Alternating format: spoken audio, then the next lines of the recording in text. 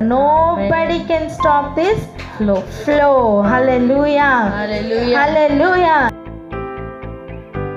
హల్లెలూయా. ఈరోజు ఒక మాటను మనం జ్ఞాపకం చేసుకుందాం రండి. అపోస్తల కార్యాలు 8వ అధ్యాయం. అపోస్తల కార్యాలు 8వ అధ్యాయం.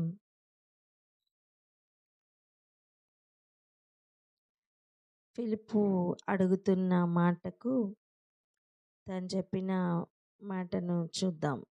37వ వచనం చదవండి. 8వ అధ్యాయం 37వ వచనం.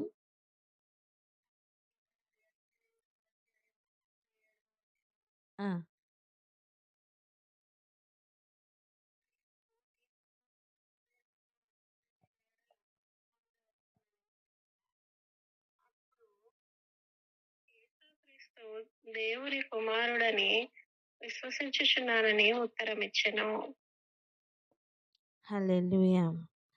ఇప్పుడు చూడండి ఫిలిప్పు అడుగుతున్న మాట, నాకు ఆటంకం ఏంటి అని నపుంసకుడు అడుగుతున్నప్పుడు ఫిలిప్పు చెప్తున్న మాట ఏంటి? నీవు పూర్ణ హృదయముతో విశ్వసించిన ఎడల. అసలు మ్యాటర్ అంతా దీనిలోనే ఉంది. చెప్పండి, అస్సలు విషయం అంతా ఇందులోనే ఉందని చెప్పండి. అస్సలు విషయం అంతా ఇందులోనే ఉంది. ఏ విషయం కాదు, విషయం. విషయాల మధ్యలో విషమును కలిపిన అనుభవం ఇంకా అయిపోయింది. చెప్పండి అన్నమాట. ఇంకా అవకాశం ఇచ్చేది లేదని చెప్పండి. ఎందుకు అలా చెప్తున్నాం? మాటల మధ్యలో అనవసరమైన మ్యాటర్ తీసుకుని వస్తున్న తంత్రం మనం గుర్తుపట్టే వివేకం పొందుకున్నామని నమ్మండి. ఇక ముందు కదులుతున్నప్పుడు జ్ఞాన సూచకమైన విషయాలను గుర్తుపట్టి వాటిని పికప్ చేసుకునేటట్లు వివేకం పెరిగిందని నమ్మండి. Amen, amen. ఇప్పుడు ఎన్ని విషయాల మధ్యలో నుంచి యేసుని తీసుకుని వస్తే అన్ని విషయాల్లో నుంచి కూడా యేసునే పికప్ చేసుకునే మనసు. ఆమెన్. చూడండి, ఒక గంట సేపు వాక్యం విన్నామా, ఆ గంటలో మనకి ఏది గుర్తుంటుంది? ఈరోజు ఆలోచన చేసుకుందాం. ఒకసారి ఆలోచన చేసుకుందాం. కొంతమందికి ఉపమానాలు మాత్రమే గుర్తుంటాయి, కొంతమందికి తిట్లు మాత్రమే గుర్తుంటాయి, కొంతమందికి హెచ్చరికలు మాత్రమే గుర్తుంటాయి, కొంతమందికి నా కోసమే చెప్పారు, అలా ఇలా వేరే వేరే ఏదేదో ఆలోచించుకుంటూ అసలు ఏమీ గుర్తుండదు. కొంతమందికి భయము వణుకు పుడుతుంది, కొంతమందికి అది కూడా పోతుంది. అలా ఒక్కొక్కరు వారి హృదయం లోపల ఉన్న ఆశను బట్టి దాన్ని స్వీకరించుకుంటూ ఉంటారు. వారి హృదయంలో ఉన్న ఆశ ఒక మ్యాగ్నెట్ వంటిది. చెప్పండి, హృదయంలో ఉన్న ఆశ ఎటువంటిది? మ్యాగ్నెట్ వంటిది. సో ఆ హృదయము దేన్ని ఆకర్షించుకుంటుందంటే దానికి సంబంధించిందే ఆకర్షించుకుంటుంది. హృదయంలో ఉన్న ఆశను బట్టి మాత్రమే వాక్యం లోపలికి వెళ్తుంది. ఈరోజు అట్టి హృదయం లోపల జరగవలసిన ఒక క్రియను మనం ఈరోజు చూడబోతున్నాం. అదే ఏంటి? పూర్ణ హృదయముతో విశ్వసించిన ఎడల. పలకన్నమాట. పూర్ణ హృదయంతో విశ్వసించిన ఎడల. పూర్ణ హృదయముతో విశ్వాసం కావాలి. పూర్ణ హృదయం అని చెప్తున్నప్పుడు ఆ హృదయంలో ఇంకెక్కడ గ్యాప్స్ లేవని అర్థం. కొంచెం గ్యాప్ ఉన్నా అపవాది అయిన వాడు వచ్చి కూర్చుంటాడు. కొంచెం గ్యాప్ ఉన్నా చాలు. ఎక్కడ గ్యాప్ ఇవ్వకుండా దేవుడు తన ప్రవక్తల ద్వారా వర్తమానములు పంపుతూ, తన అపోస్తలుల ద్వారా అనేక విషయాలను బయటికి తీసుకుని వస్తూ పునాదుల్లో కూడా పాడు చేయాలని ప్రయత్నం చేస్తున్న అపవాదిని త్రొక్కివేస్తూ పునాదుల్ని బలపరిచి ఆయన మందిరమును కట్టుకుంటున్న దేవుడు. ఆమేన్.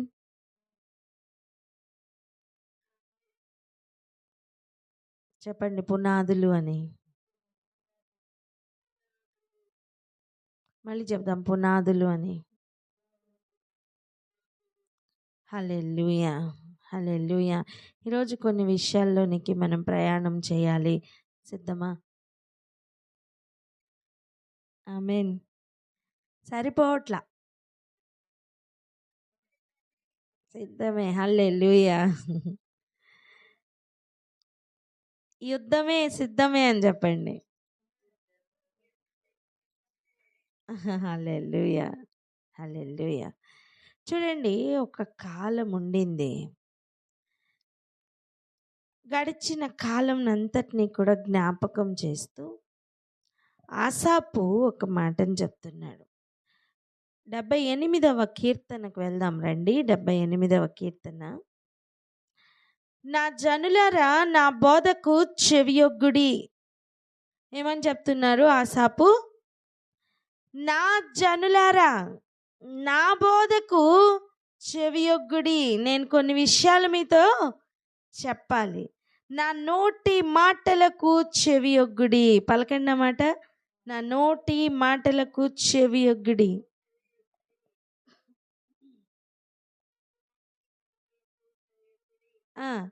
అంటే ఇప్పుడు మనం ఏం చేయాలి?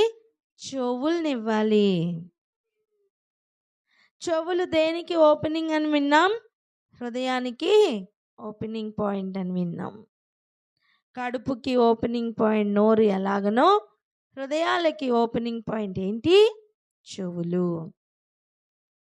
ఇప్పుడు చెవులు ఇస్తున్నప్పుడు నువ్వు ఏది వినాలో ఏది వినకూడదో చెవులకు వివేకం ఉండాలని, ఏది జ్ఞానయుక్తమైన మాటయో ఏది కాదో వివేకం అక్కడే డిసైడ్ చేసి డోర్ ఓపెన్ చేయాలని నేర్చుకున్నాం కదా. ఇప్పుడు ఆసాపు గారు ముందుగానే చెప్తున్నమాట, మీ చెవులను ఇవ్వండి అని. నా బోధకు చెవియొగ్గుడి అంటే మీ చెవులను జాగ్రత్తగా అప్పగించి వినమని అర్థం. ఈరోజు అదే మాట నీతో నాతో దేవుడు చెప్తున్నారు. ఇదిగో ఒక మనిషిని చూసో, లేదా ఆ వ్యక్తి ధరించిన బట్టల్ని చూసో, లేదా ఆ వ్యక్తి యొక్క ఎత్తును రంగును చూసో మోసపోవద్దు. సమూయేలుని కూడా దేవుడు అభిషేకించడానికే పంపించినప్పుడు ఆ వ్యక్తి ఒక్కొక్క లేదా ఆ ప్రవక్త అయిన ఆ సమూయేలు గారు కూడా ఆ ఎత్తు ఆ సౌందర్యం అవన్నీ చూసి ఒక క్షణమైనా మోసపోయారు కదండి. అవునా? చూసిన ప్రతి ఒక్కరు ఇతనేనేమో అండి. కాదు, నువ్వు అభిషేకించవలసింది ఇతను కాదు అని ఎక్కడో ఉన్న వ్యక్తిని తీసుకుని వచ్చి ఆ తర్వాత ఆయన అభిషేకించినట్లుగా చేయలేదా? అంటే కన్నులతో చూసినప్పుడు మన బుద్ధి పనిచేస్తుంది. కానీ చెవులతో వినినప్పుడు మన హృదయ అంతరంగంలో ఉన్న ఆశను బట్టి ఒక్కొక్క మాట లోపలికి వెళ్ళి క్రియ చేస్తాయి. దానిని బట్టే విశ్వాసం కలుగుతుంది. హల్లెలూయా. వినుట వలన విశ్వాసం కలుగుతుందని చెప్పారా? చూచుట వలన విశ్వాసం కలుగుతుందని చెప్పారా? హల్లెలూయా. అందుకే ఈరోజు జాగ్రత్తగా చెవులనిచ్చి వినమని చెప్తున్నారు. చూడండి, ఒకసారి ఆలోచించండి. 2 విషయాలను మన ముందు ఈరోజు ప్రభు ఉంచుతున్నారు. ఏంటంటే, ఒకటి, ఫిలిప్పు నపుంసకుడితో మాట్లాడుతున్న కాల వ్యవధి ఎంత? చాలా తక్కువ. ఇన్ని రోజులు అని అక్కడ రాయబడలేదు, కానీ ఇన్ని రోజులు అని అక్కడ రాయబడలేదు, కానీ మనం ఆలోచించుకోవడానికి వెసులుబాటు కలిగి చేసుకోవడానికి ఒకరోజు అనుకుందాం. చెప్పండి, ఒకరోజు అనుకుందాం అని చెప్పండి. అందరూ మ్యూట్ తీసి పలకాలి. ఒకరోజు అనుకుందాం. ఎందుకు ఇలా చెప్తున్నానంటే నేను ఈ ప్రేయర్ అయిపోయిన తర్వాత కొంతమంది ఇంకా అలా కాల్లోనే ఉండిపోతున్నారు. దాని అర్థం ఏంటి? నిద్రపోతున్నారు. మీకు నిద్ర రానివ్వద్దు. ఆల్రెడీ శ్రేష్టమైన సమయంలోనికే వచ్చాం. ఈ సమయం అందరూ గుర్రు పెట్టి నిద్రపోతున్నారేమో. నువ్వు మొరపెట్టడానికి నీకు ఒక అవకాశం దేవుడు ఇస్తున్నారు కదా.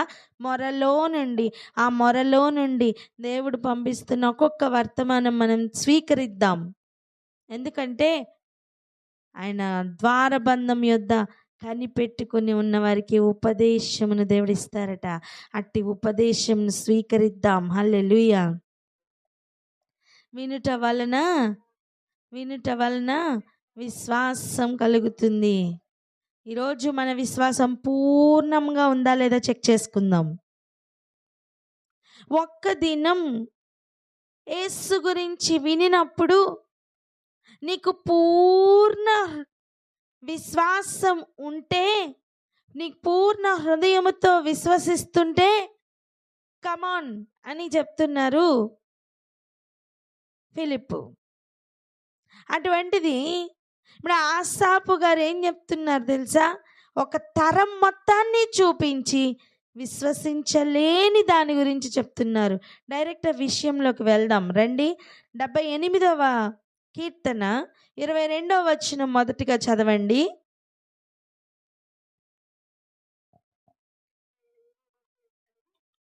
22 22 స్తోత్రం ప్రభా.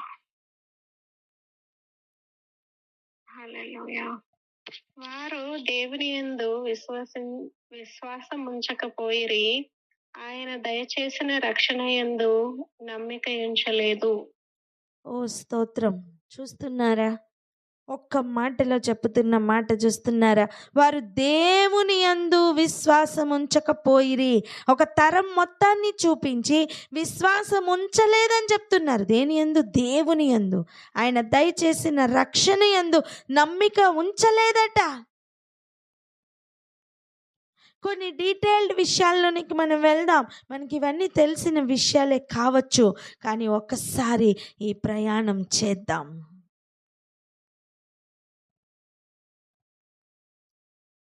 నా జనులారా, నా బోధకు చెవియొగ్గుడి, నా నోటి మాటలకు చెవియొగ్గుడి. పరిశుద్ధాత్ముడు ఈరోజు ఇస్తున్న పిలుపదే. ఫస్ట్ నీ చెవులనివ్వు. ఈరోజు ప్రతి మాట నీ చెవులు వినని, నీ హృదయంలోకి వెళ్ళని. పూర్ణ హృదయముతో విశ్వసించకపోతే ఒక డేంజర్ జోన్ ఉందమ్మా. అవిశ్వాసము వలన, అవిధేయత వలన కూలిపోయిన జనాంగము ఉన్నారు.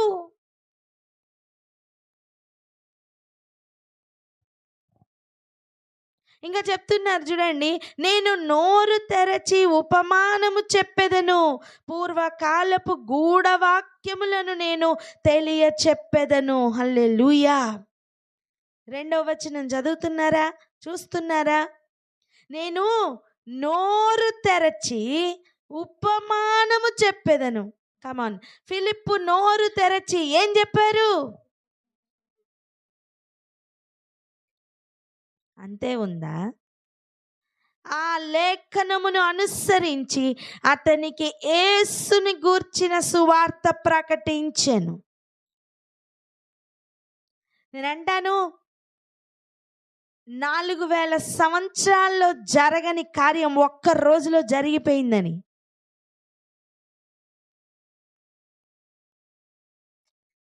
ఒక హల్లెలూయా చెప్తారనుకున్నా. ఎవరికి ఎక్కల బుర్రకి కదా.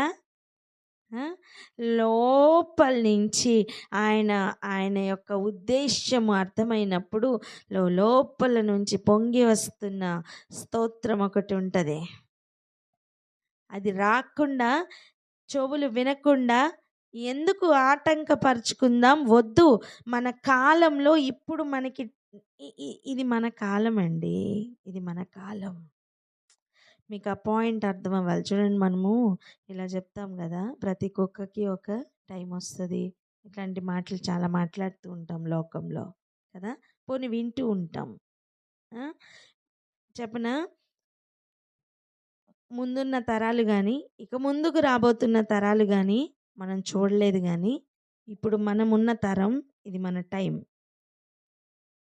ముందున్న ఆటగాళ్ళు ఆడిన ఆటను మనం ప్రీవియస్ వీడియోస్లో చూసుంటాం.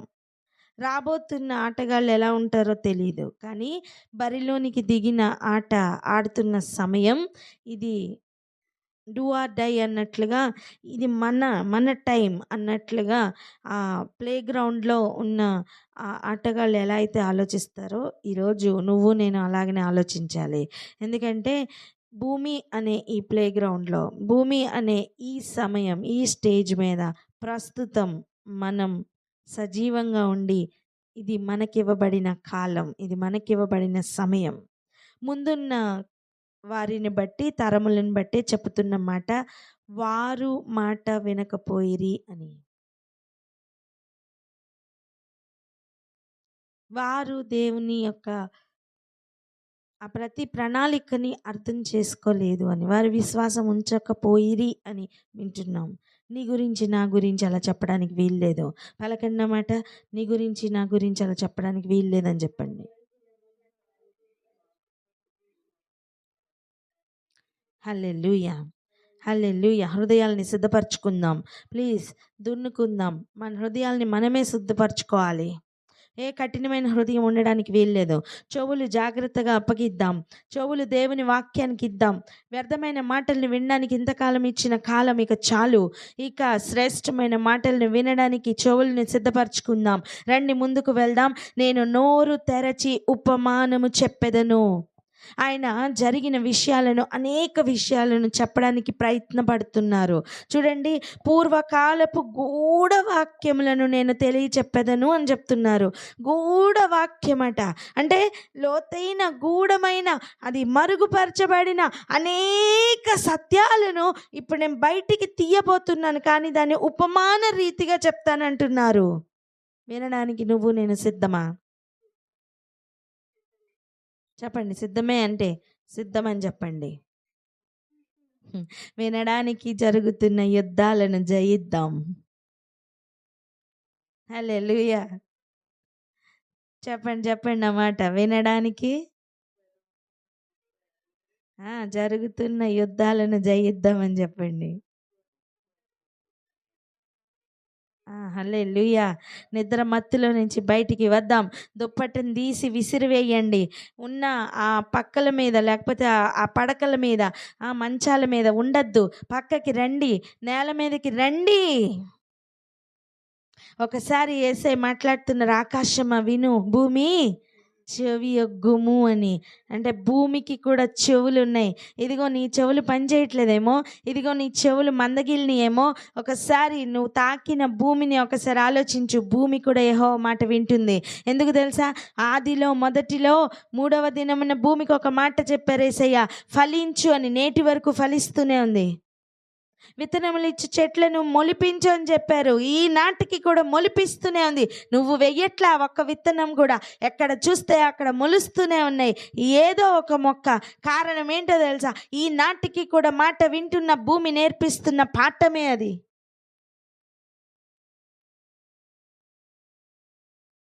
భూమి చెవి యొగ్గింది, నువ్వు నేను చెవి యొగ్గుదాం. హల్లెలూయా.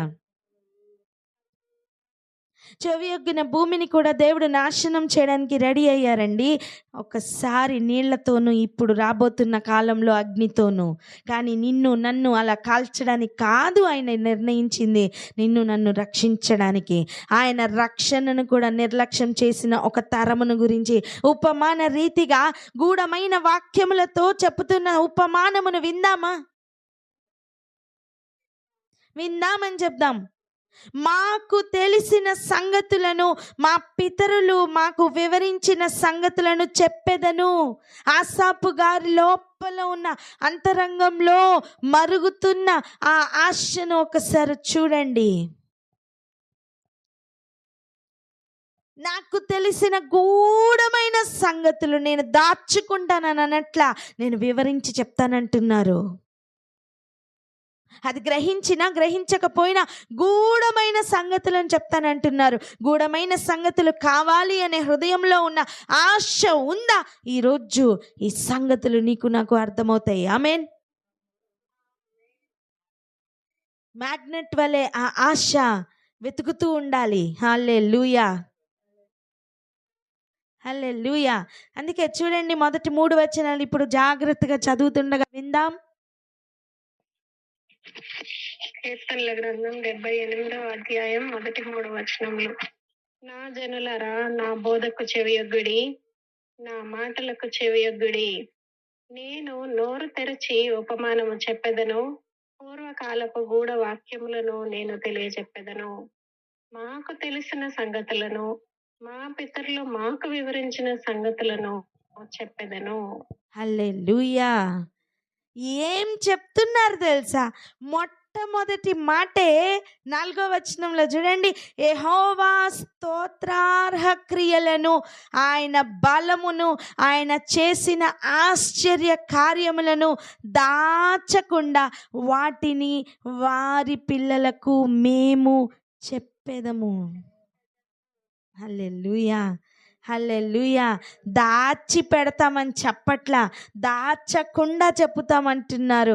ఈరోజు నువ్వు ఎన్ని విషయాలు దాచి పెడుతున్నావు తెలుసా? దేవుని గురించి మాట్లాడకుండా అనవసరమైన మాటలు మాట్లాడుతూ సమయమును వ్యర్థం చేసుకుంటున్నావో తెలుసా?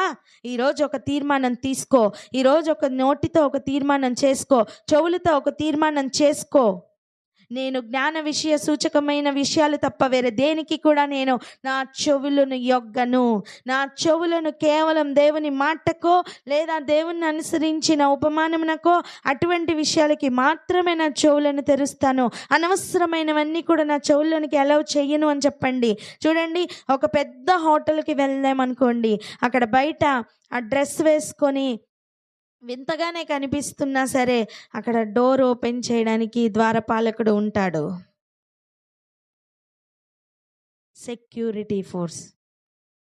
ఆ సెక్యూరిటీ అక్కడ నించుని ఏం చేస్తాడు? ప్రతి ఒక్కరికి తలుపు తీస్తాడా? తీయడు. వ్యక్తి వస్తున్నప్పుడే గుర్తుపడతాడు, ఈ వ్యక్తి లోపలికి వెళ్ళడానికి అర్హుడా కాదా అని. హల్లెలూయా. అలా ఈరోజు వింటున్న మాటలు లోపలికి వెళ్ళడానికి అర్హమైనవా కాదా అని చెప్పి నీ చెవులకి ఒక తీర్మానం తీసుకో, చెవులకు ఒక పని అప్పగించు. అది ఏదో ఒక క్షణం 2 క్షణాలు కాదు, 1 దినం 2 దినాలు కాదు, అది నిరూపించడానికి ఇక మిగిలిన శేష జీవితం అంతా కావాలి. ఆమేన్. యెహోవా స్తోత్రార్హ క్రియలు, చెప్పండి ఆ మాట. యెహోవా స్తోత్రార్హ క్రియలు. అర్థం ఏంటి తెలుసా? మొట్టమొదటిగా యెహోవా క్రియలు నీకు అర్థం అవ్వాలి నాన్న. ఆయన ఉద్దేశ్యములు ఎట్టివో నీకు అర్థం అవ్వాలి. ఆయన చిత్తం ఎట్టిదో నీకు అర్థం అవ్వాలి. ఆయన ఎట్టి కార్యాలు చేస్తున్నారు నీకు నాకు అర్థం అవ్వాలి. లేకపోతే ఏ మాటను బట్టి ఆయన దూషిస్తున్నాం, ఏ మాటను బట్టి ఆయన అవమానిస్తున్నాం, ఏ మాటను బట్టి ఆయన అనుమానిస్తున్నాం, అవన్నిటిని దాటి ఆయన క్రియలను అర్థం చేసుకున్న సమయం, ఆయనే స్తోత్రానికి అర్హుడని ఎరిగిన హృదయం ఇదిగో స్తుతించకుండా మానలేదు. స్తుతి స్తోత్రం అనేది లోపల నుంచి, కడుపులో నుంచి ఊబికి పొంగి వస్తుంది. కారణం ఏంటో తెలుసా? ఆయన కార్యములు నీ హృదయానికి అర్థమయ్యాయి గనుక. 4000 సంవత్సరాలుగా అర్థం కాని విషయాలు ఒక్క దినమే అర్థమైపోయాయండి. ఇంకా ముందుకు వెళ్దాం. ఆయన బలమును, ఆయన చేసిన ఆశ్చర్య కార్యములను దాచకుండా వాటిని వారి పిల్లలకు మేము చెప్పెదము. హల్లెలూయా. ఇంకా చూడండి, ఇంకొక శ్రేష్టమైన ప్రవచన వాక్కు అది. ఆనాటికి ఈనాటికి కూడా రాగల తరములలో పుట్టబోవు పిల్లలు. హల్లెలూయా. కమాన్ చెప్పండి, రాగల కాలంలో పుట్టబోవు పిల్లలు. హలో వింటున్నారా? ఆ రోజు ఆసాపు గారు పలుకుతున్న నాటికి నువ్వు నేను రాగల కాలంలో పుట్టబోవు పిల్లలే. ఆసాపు గారు పలుకుతున్న నాటికి నువ్వు నేను పుట్టబోవు పిల్లలు. ఓ హల్లెలూయా. ముందున్న తరం వారు వినలేదేమో, వెనకున్న తరం వారు వినలేదేమో, లేదా ఆ కాలపు వారు ఇంకా అర్థం చేసుకోవడానికి సమయం పట్టిందేమో, కానీ రాబోవు పిల్లల గురించి అని ఆనాడే పలుకుతున్న సమయం, నువ్వు నేను భూమి మీద వచ్చిన ఈ కాలం ఇది నా కోసమే అని అనిపిస్తుందా? అయితే ప్రార్థన అందుకో.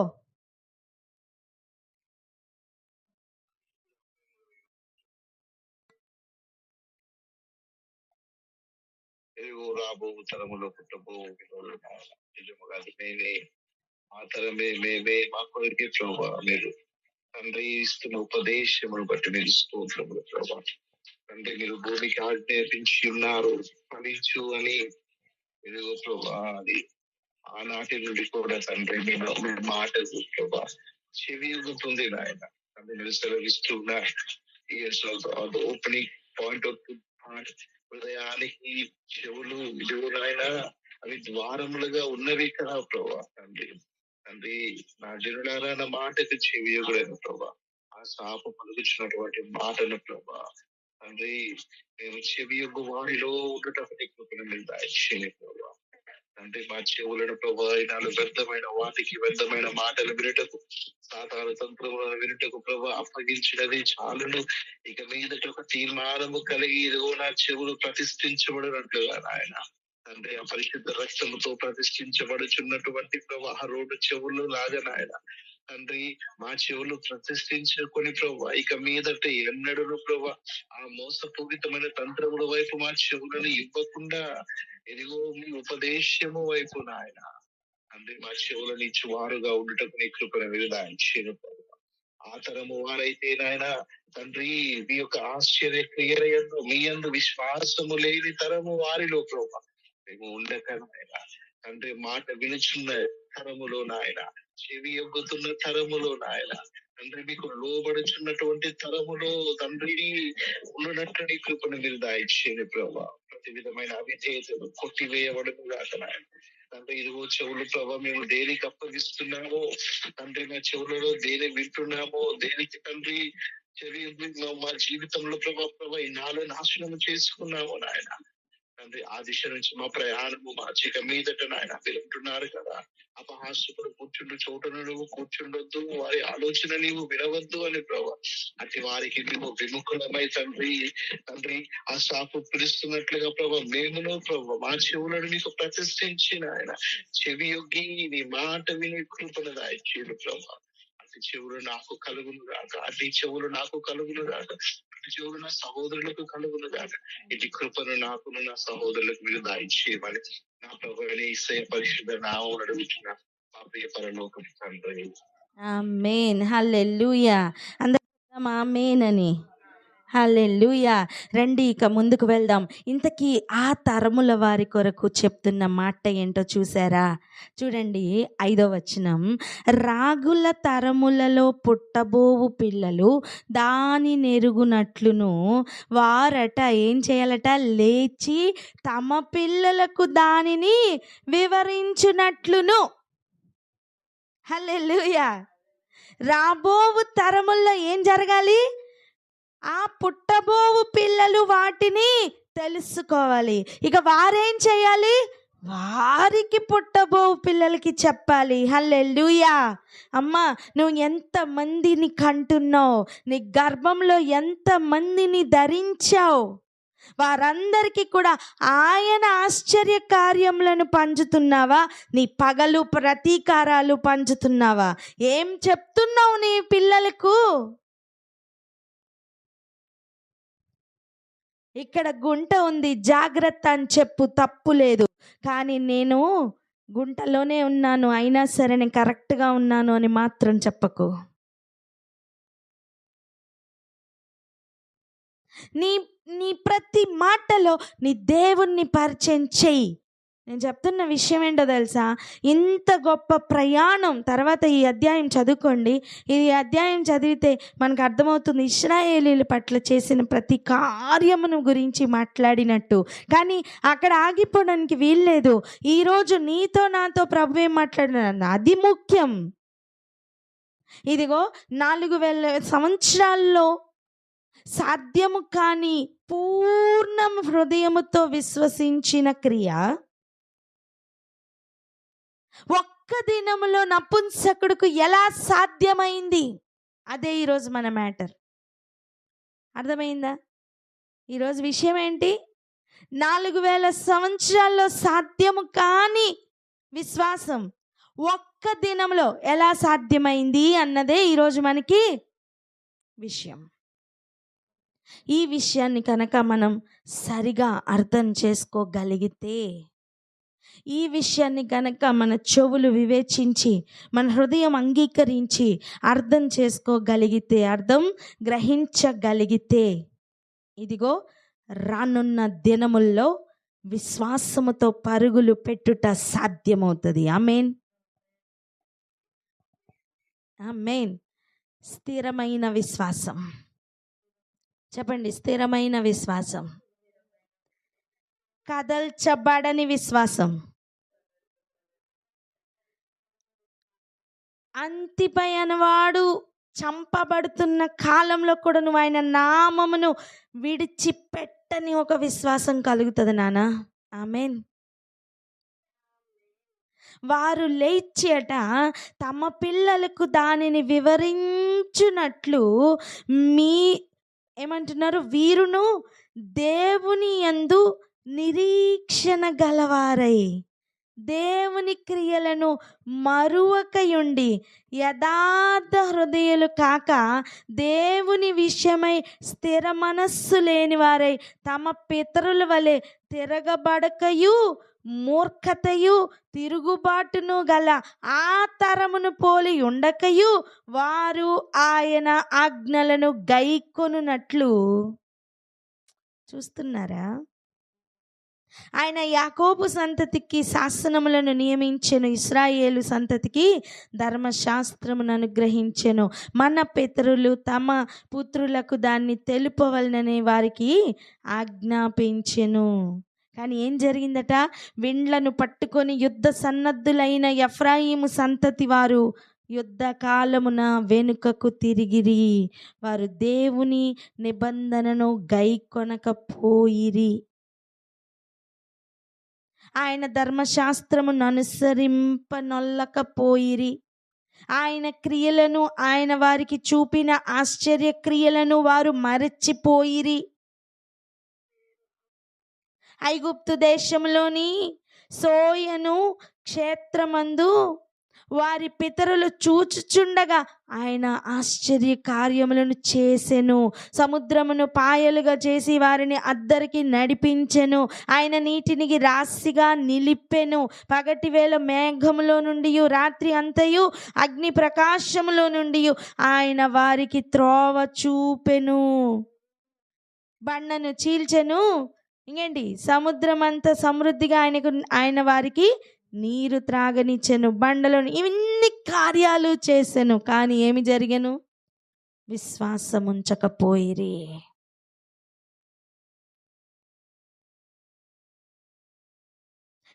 ఇంకొక భయంకరమైన మాట చూద్దామా? 11వ వచనం ఒకసారి బిగ్గరగా చదవండి. 78:18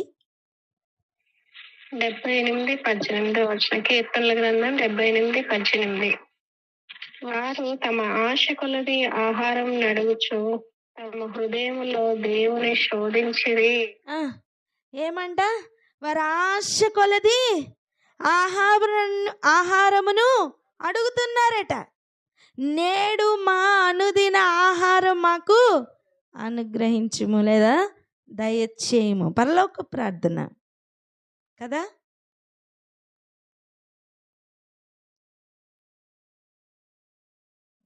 యేసయ్య చెప్పిన ప్రార్థనే కదా. మరి ఆహారం అనుగ్రహించమని అడగడం తప్ప అది శోధించడం ఆ దేవుణ్ణి? ఏమ్మా?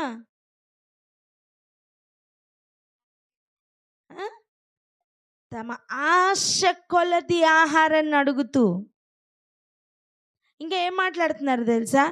ఈ అరణ్యంలో దేవుడు భోజనము సిద్ధపరచగలడా అనుచు వారు దేవునికి విరోధముగా మాట్లాడిరి. ఆయన ఆహారం ఇయ్యగలడా అని ఒక సందేహం. ఎప్పుడు చూడు తిండిగోలే, నాకు అది పెట్టలేదు, ఇది పెట్టలేదు, నాకు అది ఇవ్వలేదు, ఇది ఇవ్వలేదు. అమ్మా, మనం ఈ లెవెల్ దాటాం, నమ్ముతున్నాను. ఆమేన్. కడుపు కోసం ఆహారమా, ఆహారం కోసం కడుపా? ఏది మన దేవుడుగా ఉంది? కడుపే వారి దేవుడు అని చెప్తున్న విషయం ఆలోచించండి. కడుపు, ఆహారం, వీటికి సంబంధించిన విషయాలన్నీ ఒక సింహాసనం మీద ఉంటే, దేవుడు ఒక్కడే ఒక సింహాసనం మీద ఉంటే, ఈరోజు దేని వైపు వెళ్తున్నాం ఆలోచిద్దాం. లోకం చెప్తున్న సామెత, కోటి విద్యలు దేని కొరకు? కూటి కొరకు. అంటే ఏంటి దాని అర్థం? కడుపే కదా వారి దేవుడు.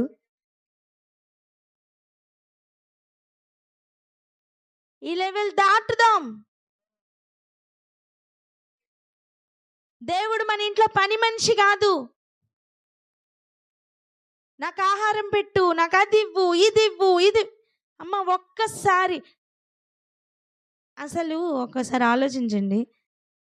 మనం పెట్టుకున్న సేవకుడు ఆయన, లేదా ఆయన పెట్టుకున్న సేవకుల మనం?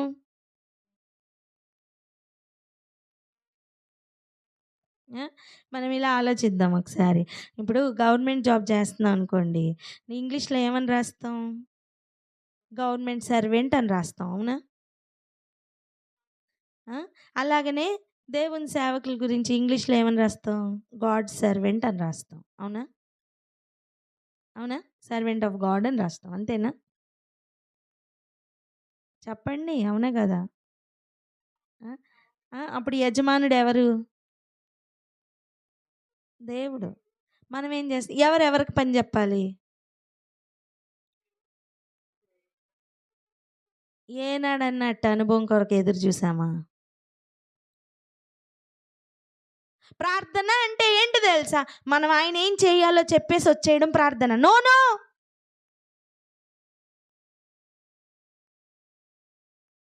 ఆ లెవెల్ దాటుదాం. చిత్తము ప్రభువా, నువ్వు చెప్పు నాయన, నేను చేస్తాననే లెవెల్కి వెళ్దాం. హల్లెలూయా. కమాన్, అర్థమవుతుందా? ఎప్పుడైతే మనం ఆ లెవెల్కి వెళ్తామో, ఇదిగో మన పిల్లలకు దానిని వివరించుట సాధ్యమవుతుంది.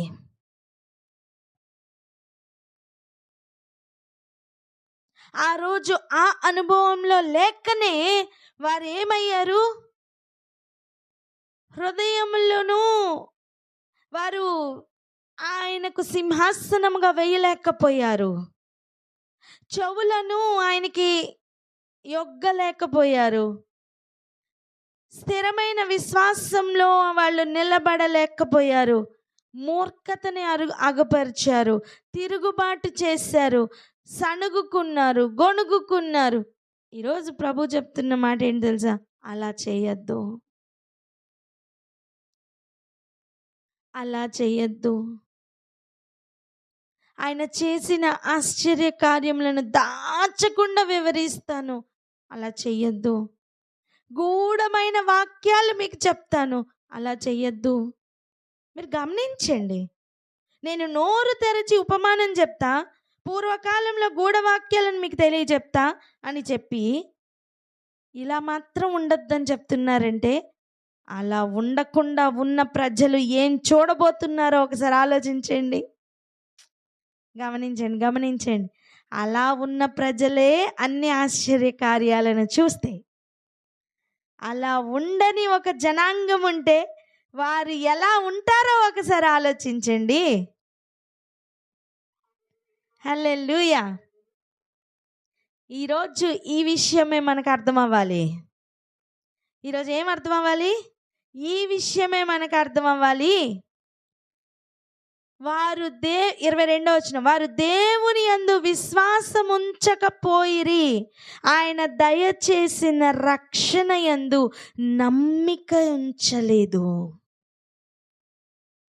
అమ్మా, ఈ మాటలు రాస్తున్న కాలానికి లోక రక్షకుడైన యేసు ప్రభు భూమి మీదకి రాలా.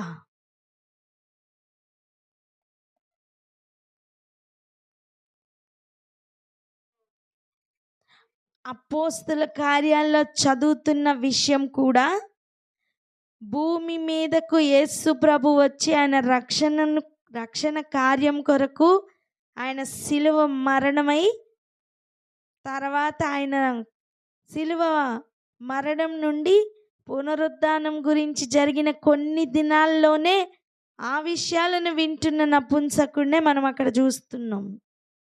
నువ్వు నేను ఏ కాలంలో ఉన్నామో తెలుసా?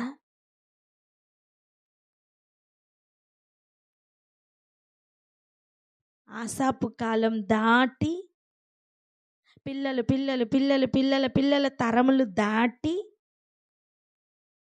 ఫిలిప్పు కాలంకి వస్తే, అక్కడి నుండి తరం తరం తరం తరం దాటి 100 సంవత్సరాలు నిండు 100 ఏళ్ళు అంటాం గనుక 20 తరాలు దాటి నిలబడ్డాం తెలుసా? 2000 సంవత్సరాలు గడిచినాయి అని నమ్ముతుంటే 100 సంవత్సరాలు ఒక తరానికి వేసుకుంటే, తరము వెంబడి తరం, తరము తర్వాత తరం తరుముతూ ఉంటే, ఇదిగో ఇక్కడికి వచ్చాం. ఈ కాలంలో మనం సమకాలికులుగా ఉన్నాం. ఒకరికి ఒకరు చెప్పుకుందాం. ఏమని తెలుసా? ఆయన కార్యాలను, ఆయన ఆశ్చర్య కార్యాలను, ఆయన బలమును. ఇక్కడ ఆసాపు చెప్తున్న ఒక మాట చూడండి, 4వ వచనంలో, ఆయన బలమును, ఆయన చేసిన ఆశ్చర్య కార్యములను దాచకుండా వాటిని వారి పిల్లలకు మేము చెప్పెదము. అమ్మ, నువ్వు ఆశ్చర్య కార్యాలని దాచద్దు. హలో, ఆయన బలమును ప్రసిద్ధి చేయు కార్యములను దాచద్దు. ఎందుకు దాచిపెడుతున్నావు? ఎవరితోనూ చెప్పద్దు అని చెప్పిన కొన్ని మాటలు ఉన్నాయి, కొన్ని కార్యాలు ఉన్నాయి. కానీ ఆయన బలమును గనక నువ్వు పరిచయం చేస్తున్నావా, ఆ విషయమును దాచకో. ఆయన నామము స్తోత్రమునకు అర్హమని ఎప్పుడు మనం గ్రహిస్తాం తెలుసా? ఆయన కార్యాలు అర్థమైతేనే.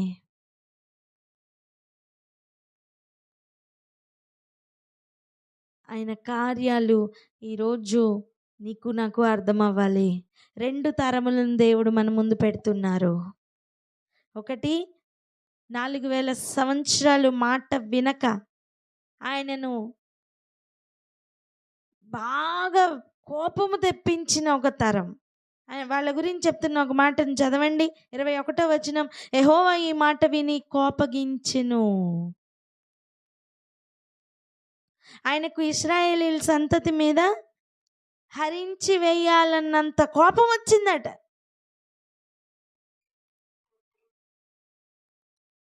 నువ్వు నేను ఏ పార్టీ వారం? ఆయన కోపాన్ని అంతా కూడా అణుచుకొని దేవుడు తన వెలుగును మనకి ఇస్తున్నారు తెలుసా? 6000 డిగ్రీలు సెల్సియస్తో మరుగుతున్న ఉపరితలం మీద మరుగుతున్న దానికి మనకి ఇలా అర్థం అవ్వాలి, ఆయన కోపం ఎంతగా మండుతుందో ఒకసారి ఆలోచించండి. ప్రస్తుతం ఇప్పుడు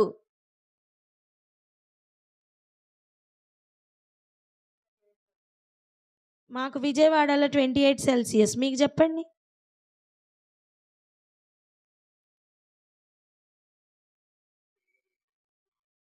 ఎంత?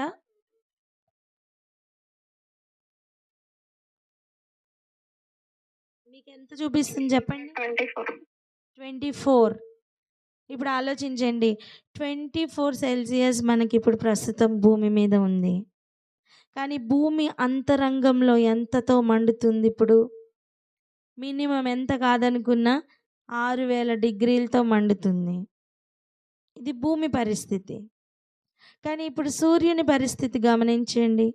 భూమి మీద ఎలా అయితే ఇంత తేడా ఉందో, అంటే భూమి పైనేమో 24, 28 పోనీ 30 డిగ్రీలు అనుకోండి.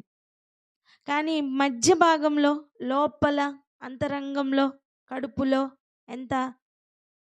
6000 డిగ్రీలు. ఎంత తేడా ఉంది?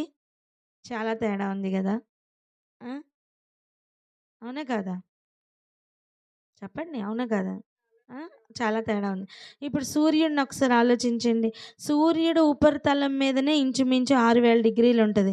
అంటే కడుపులో ఎంత ఉండొచ్చు? చాలా ఎక్కువ ఉంటుంది కదా. ఇప్పుడు కోటి సూర్యకాంతి కలిగిన దేవుడు, అంతేనా? కోటి సూర్యుల్ని కలిపితే ఎంతగా కాంతి కానీ, మంట కానీ, అగ్ని కానీ, వేడి కానీ ఉంటుందో అంతకంటే ఎక్కువ కలిగిన మన దేవుడు. ఓకేనా? ఇప్పుడు ఉపరితలం మీద ఎంతగా మండచ్చు, ఇంకా కడుపులో ఇంకెంతగా మండచ్చు, అంతగా ఆయన కోపం మండింది. దాన్ని అంతటినీ అణుచుకొని నీ మీద నా మీద ప్రస్తుతం 24 డిగ్రీల సెల్సియస్ ఉండునట్లుగా, మనం తట్టుకోగలిగిన టెంపరేచర్ లెవెల్స్లో మనల్ని ఉంచినట్టుగా కృపలో ఆయన నిన్ను నన్ను నడిపిస్తున్నారు తెలుసా. హల్లెలూయా. ఈ విషయాలను గనక ఒకసారి ఆలోచిస్తే ఆయన కోపం ఎంతగా మండిందో అర్థమవుతుంది. యెషయా గారు ఒకరోజు చెప్తున్న మాట చూసారా? ఒక్కసారి ఆయన ఊపిరిని వదిలితే గడ్డి ఎండిపోయి, పువ్వు రాలిపోయి, మాడిపోయి ఎలా అయిపోతుందో నువ్వు నేను అలా అయిపోతామని అంటారు. యెషయా గ్రంథం 40వ అధ్యాయం 6వ వచనం. ఆలకించుడి, ప్రకటించుమని ఒకడు ఆజ్ఞ ఇచ్చుచున్నాడు, నేనేమి ప్రకటింతునని మరి ఒకడు అడుగుచున్నాడు. సర్వ శరీరులు గడ్డి అయి ఉన్నారు, వారి అందమంతయు అడవి పువ్వు వలె ఉన్నది. యెహోవా తన శ్వాసము దాని మీద ఊదగా గడ్డి ఎండును, పువ్వు వాడును. నిశ్చయముగా జనులు గడ్డి వంటి వారే. ఆయన ఒక్క ఊపిరి గనుక వదిలితే మన పని అవుట్. అటువంటిది ఆయన ఊపిరిని నాసికారంధ్రంలో నుంచి పంపించి ఆ అగ్ని మండునట్లుగా మనల్ని చేసి, అగ్ని వలె ఆయన భూమి మీద నడవండి, పరిగెత్తండి, నా కార్యములను భూమికి వివరించండి అని చెప్తే నువ్వు నేను ఏం చేస్తున్నాం? ఆయన కోపం మండిస్తున్నామేమో. ఒకసారి ఆలోచిద్దాం. మన పితరులు కోపము మండించారు. నువ్వు నేను అలా చెయ్యొద్దు. గూఢమైన వాక్యములను వివరిస్తానని చెప్తూ మొట్టమొదటిగా ఈ హెచ్చరిక ఇస్తుండగా ఈరోజు దీన్ని స్వీకరిద్దామా? మిగిలిన వాక్యం రేపు విందాం. కానీ ఈ రోజుకి మన హృదయాలను సిద్ధపరచుకుందాం. ఇదిగో ఒక భూమిని గనక ఎలా దున్ని వాక్యమునకు సిద్ధపరచుకుంటామో అలా సిద్ధపరచుకొని రేపు ఉదయం మనం కలుద్దాం. కానీ శ్రేష్టంగా ఈరోజు ఆలోచించు. అంతటి కోపాన్ని అణుచుకొని నీకు నాకు కృపను, ఒక కంఫర్టబుల్ జోన్ని ఇస్తున్నారే, దీన్ని నిర్లక్ష్యం చేయకు నాన్న. ప్రార్థన చేద్దాం అక్క.